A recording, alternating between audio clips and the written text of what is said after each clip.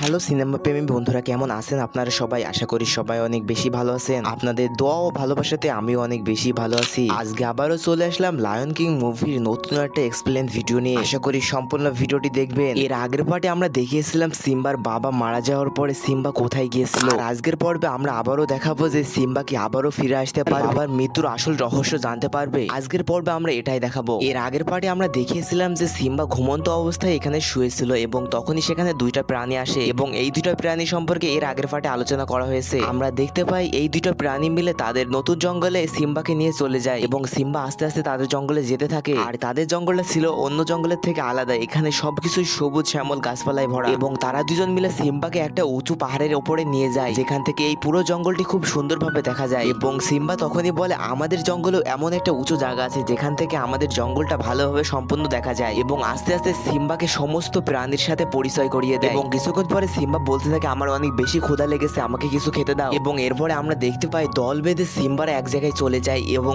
এরপরে এই প্রাণীটি একটা গাছের পেড় থেকে এটা ভেঙে ফেলে এবং এর ভিতর থেকে পোকামাকড় গুলা এরা খেতে থাকে। কিন্তু সিম্বা এগুলো খাচ্ছিল না, তাই এই প্রাণীটি বলে, তুমি এগুলো খাচ্ছ না কেন? আসলে সিম্বারা এই সকল প্রাণী খেয়ে অভ্যস্ত না। আর এরপরে এই প্রাণীটি জোর করে এই সিম্বাকে এটা খাইয়ে দেয় এবং এরপরে সিম্বার রুচি এই খাবারের উপরে টেনে দেয়। আর এরপরে সবাই মিলে মজা করে আস্তে আস্তে এগুলা খেতে থাকে এবং তারা খাওয়া দাওয়ার পাশাপাশি অনেক বেশি ঘোরাফেরা করতে থাকে সুন্দর সুন্দর জায়গায়। এবং আমরা দেখতে পাই 5 বছরের ভিতরে সিম্বা অনেক বেশি সুন্দর আর অনেক বেশি বড় হয়ে যায়। আর সে অনেক বেশি স্ট্রং এবং তার শক্তি ছিল অনেক বেশি। আর সব সময় সে ঘুরতে পছন্দ করত। আর অন্যদিকে অর্থাৎ অন্য সিনে আমরা দেখতে পাই যে সিম্বার বাবার রাজ্য অর্থাৎ যে রাজ্যটা সিম্বার চাচা দখল করে নিয়েছে, সেই রাজ্যর অবস্থা একবারে বেহাল হয়ে গিয়েছে। কারণ এখানকার প্রাণীরা সব চলে গিয়েছে, কারণ রাজা পরিবর্তনের পরে তাদের উপরে অনেক বেশি অত্যাচার হচ্ছিল। এবং আমরা তখনই দেখতে পাই কিছু হাইনা মিলে তাকে গার্ড দিতে দিতে একটা প্রাণী নিয়ে চলে আসে এবং এরপর সিম্বার চাচা অর্থাৎ ইস্কার সেটা খেতে থাকে। আর এরপরে তখনই সেখানে সিম্বার মা বেঁচে ছিল এখানে। আর সিম্বার মা বলতে থাকে যে, তুমি এই জঙ্গলের সমস্ত প্রাণীকে খেয়ে ফেলছো কেন? অর্থাৎ সিম্বার বাবা যখন এই রাজ্য রাজা ছিল তখন সিম্বার বাবা কোনো প্রাণীকে হত্যা করতো না এবং সিম্বার চাচা অর্থাৎ ইস্কার এই রাজ্যে আসার পরে ইস্কার যে কোনো প্রাণীকে অর্থাৎ জঙ্গলের সৌন্দর্য যে সকল প্রাণীগুলা তুলে ধরে সেগুলাকে খেয়ে ফেলছে, অর্থাৎ এখানকার হরিণগুলা সমস্ত প্রাণীগুলা খেয়ে ফেলছে। এবং তখনই সিম্বার মা তাকে কথা বলতে গেলে তখনই তাকে অপমান করে সেখান থেকে বের করে দেয় এবং তখনই ইস্কার সেটা খাওয়ার পরে এই হাইনাদের উপরে দিয়ে দেয় এবং হাইনারা তার উপরে আক্রমণ করে এবং খেতে থাকে। দেখতে দেখতে সন্ধ্যা হয়ে যায় এবং আমরা সন্ধ্যার সময় একটা বিশাল ঘটনা দেখতে পাই। সিম্বার সঙ্গে সঙ্গে সিম্বারের চাচা অর্থাৎ ইস্কারের যে মেয়েটা ছিল, এর আগের পার্টে আমরা বলেছিলাম যে ইস্কারের এই মেয়ের সাথে সিম্বার বিয়ে হওয়ার কথা ছিল, সেই মেয়েটা এখন অনেক বেশি বড় হয়ে গেছে সিম্বার সাথে সাথে এবং সে চায় তার বাবার শাসনে আর থাকবে না, সিম্বাকে খুঁজে নিয়ে আসবে। আসলে সিম্বার মৃত্যুর কথা শুনে সে বিশ্বাস করতে পারে না, সে এখনো মনে করে সিম্বা বেঁচে আছে, তাই সিম্বার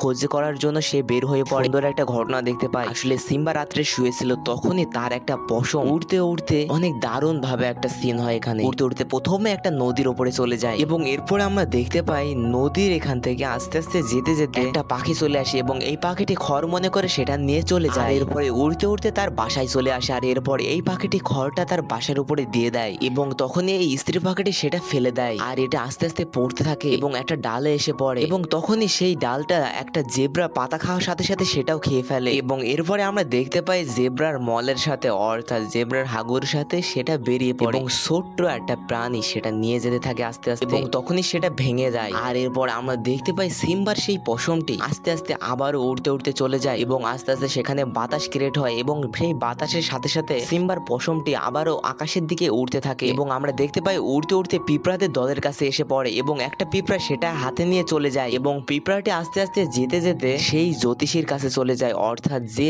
সিম্বাকে জন্মের পরে সবার সামনে তুলে ধরেছিল এবং সেই জ্যোতিষী প্রথম কিছুই বুঝতে পারছিল না, কিন্তু তখনই সেটা দেখে তার মনে পড়ে যায়। আকাশপানে গিয়ে জোরে জোরে চিল্লাতে থাকে, এখনো তো কিছুই শুরু হয়নি। এরপরে দেখতে পারবে সবচেয়ে সুন্দর কিছু সিন আমরা এরপরে দেখতে পাই যে এই প্রাণীর উপরে এটা আক্রমণ করে দেয় আর এরপরে সিম্বা তখনই সেখানে চলে আসে আর এরপরে তারা সেখানে লড়াই করতে থাকে এবং তারা দুজনকে এখনো চিনতে পারেনি, কিন্তু তখনই মারামারি করার সময় তখনই তাকে চিনে ফেলে আর এরপরে তারা অবাক হয়ে যায় এবং তাদের ভিতরে অনেক বেশি সুন্দর মুহূর্ত কাটতে থাকে। আর অন্যদিকে এই দুইটা প্রাণী তো সেটা দেখে অনেক বেশি অবাক হয়ে যায়। আর এরপরে আমরা দেখতে পাই তারা দুজন মিলে পুরো জঙ্গলটা আস্তে আস্তে করে আমরা দেখতে পাই সিম্বারা সবকিছু পেরিয়ে তাদের রাজ্যের কাছাকাছি চলে আসে। এরপরে রাজ্যের অবস্থা বেহাল দেখে সিম্বার অনেক বেশি খারাপ লাগে। আর এরপরে আমরা দেখতে পাই যে এবং হঠাৎ করে সেখানে সিম্বা চলে আসে। আর এরপরে স্কার এটা দেখে অনেক বেশি অবাক হয়ে যায়, আর এরপরে তার মা অনেক বেশি অবাক হয়ে যায় এবং এরপরে কথা কাটাকাটি হয় এবং সে সেখান থেকে সিম্বা চলে যেতে চায়, কারণ সিম্বা এখনো মনে করে যে তার বাবার খুনের কাহিনী আমি আছি। এবং এরপরে স্কার তাকে ব্ল্যাকমেল করতে থাকে এবং স্কার বলতে থাকে যে তুমি কি এখান থেকে যাবে নাকি তোমার বাবাকে মারার আসল ঘটনা আমি বলে দেবো। এবং এরপরে ব্ল্যাকমেল করতে গিয়ে সিম্বা সেখান থেকে চলে যাওয়া চিন্তা ভাবনা করতে থাকে এবং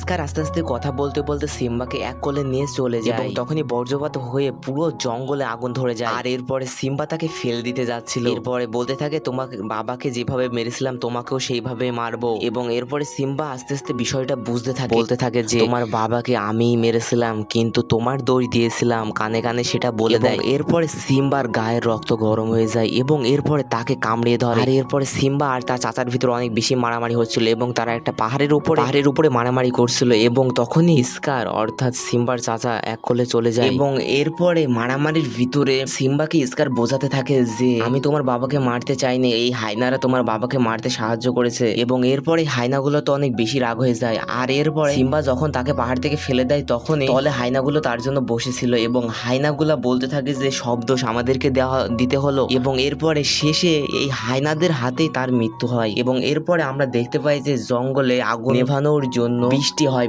আকাশ থেকে। আর এইভাবে সিম্বা রাজা হয়ে যায় এবং আস্তে আস্তে জঙ্গলের সমস্ত প্রাণীগুলো আসতে থাকে। আশা করি আজকের ভিডিওটি অনেক ভালো লেগেছে, কেমন লেগেছে অবশ্যই কমেন্ট বক্সে বলে যাবেন। আর এরপরে আপনাদের সাথে একটাই কথা বলবো, সেটা হচ্ছে যে সামনে ভালো কোনো মুভি আনার চেষ্টা করব, কিন্তু আপনাদের একটা কাজ করা লাগবে, সেটা হচ্ছে ভিডিওটি লাইক করে চ্যানেলটিকে একটি সাবস্ক্রাইব করে দিবেন, এটাই আমার চাওয়া। আজকে ভিডিও এত দূরই, দেখা হচ্ছে পরে কোনো ভিডিওতে। সবাই ভালো থাকবেন, সুস্থ থাকবেন, আল্লাহ হাফেজ।